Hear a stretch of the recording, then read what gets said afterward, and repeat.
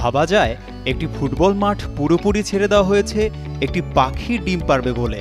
এমনই এক অদ্ভুত ঘটনা ঘটেছে অস্ট্রেলিয়ার কেনেবেরায়। মাঠটি 1-2 দিনের জন্য নয়, বরং 1 মাসের জন্য বন্ধ রেখেছে অস্ট্রেলিয়া ফেডারেশন। কেননা যে পাখিটি ডিম পেড়েছে সেই পাখিটি বেশ বিরল, আর এই কারণেই অস্ট্রেলিয়া সরকার এমন সিদ্ধান্ত নিতে বাধ্য হয়।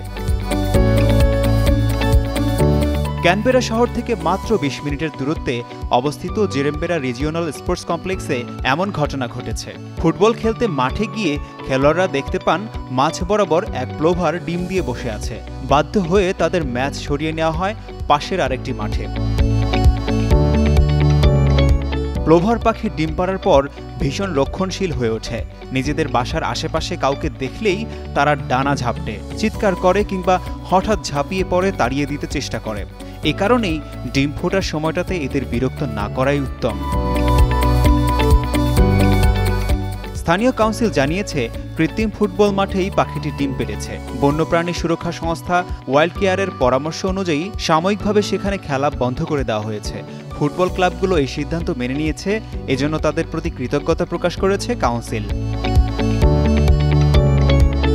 এভাবে এক পাখির ডিমকে ঘিরেই সাময়িক সময়ের জন্য থেমে গেছে মাঠের খেলা। তবে প্রকৃতির প্রতি যত্নশীল এই সিদ্ধান্তকে সাধুবাদ জানাচ্ছেন সবাই। আশিকুর রহমান, যুগান্তর নিউজ।